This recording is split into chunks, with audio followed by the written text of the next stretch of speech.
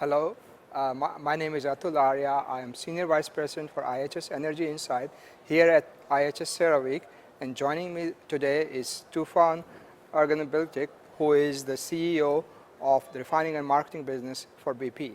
Tufan, welcome to IHS CERAWeek. Great to have you here. I think it's the first time for you. Yes, it is the first time. Thanks, Atul, actually. Great to have you here. Thank you. I'm pleased to be here, actually. Thank you. So I will start first question on refining. So historically, refining business has been that you build refineries close to where the customers are, not where the crude is. But the business seems to be turning upside down now. What is the thinking in BP around refining strategy? I mean, this is not, refining is a global business anymore. So, because crude flows are actually changing in the refining business, obviously demand is shifting in the refining business. We don't actually think anymore. I don't think refining industry thinks anymore you want to be next to the customer. What we think about is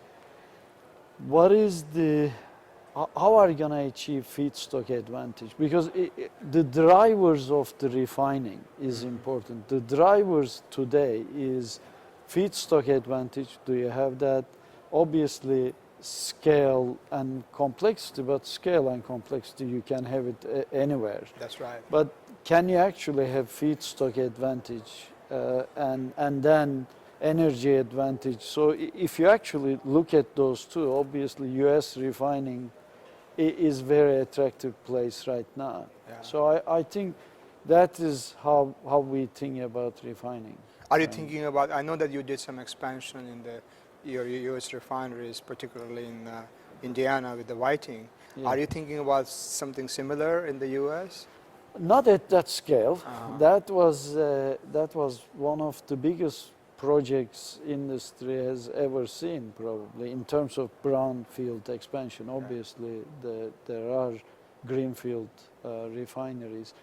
No, not at that magnitude, but what we are thinking is, again, the same logic.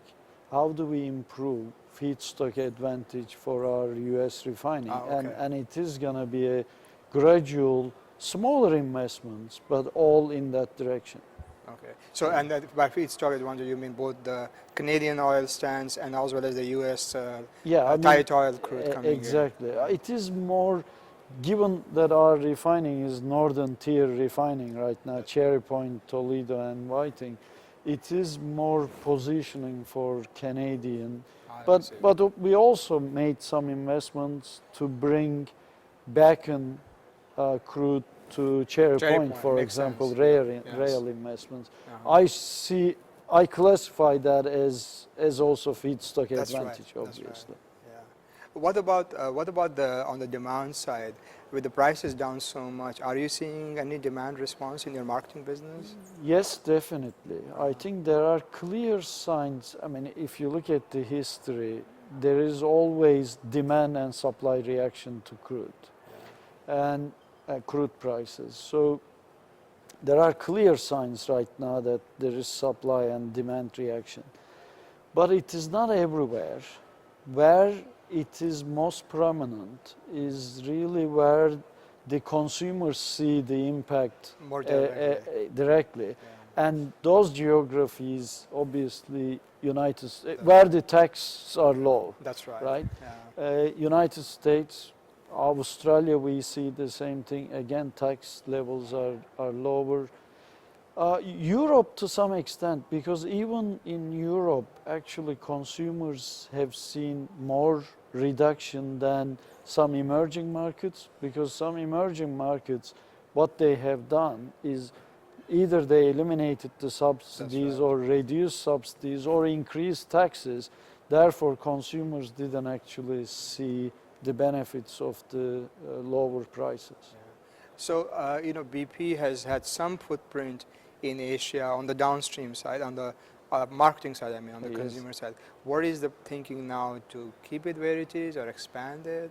No, we definitely, not on the refining side necessarily. I mean on the consumer on side, on the retail side. Retail side, Definitely, we are looking to expand in Asia, particularly in China. Okay. And China is becoming obviously a very important market globally. And the retail market evolved. Right now, the margin structure in China in retail is not much different from Western world.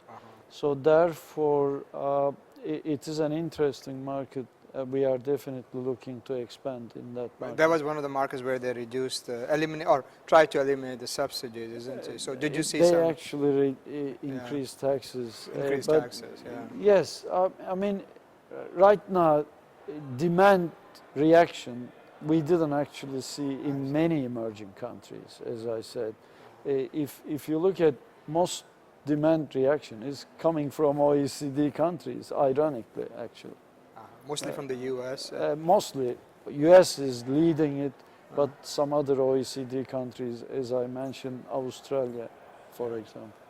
You also have the BP's chemicals portfolio as That's part of it. correct. So what is the thinking on that? Do you want to keep that portfolio as it is or grow it? Yes, I think we are going to keep it.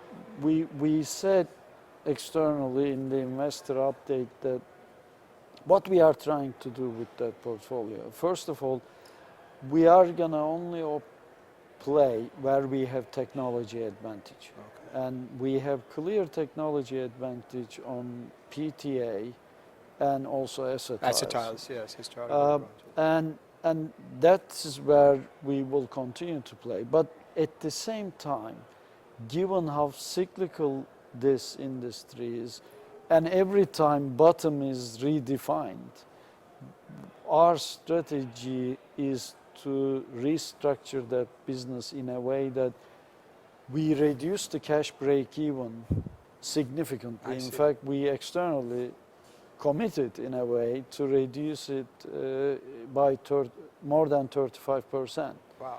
So that is the strategy we are on, and that's going to take some portfolio restructuring, putting new technology, advantage technology in, and actually improving the operations. And most of that portfolio is in Asia, in China, right? Most of it is there, but we have some in Europe and US, obviously. Yes, yes. Well, good luck with that, and thank you again for joining us. And I do hope you come back to CERAWeek every year from this year onwards. I hope so. Thank you. Thank you.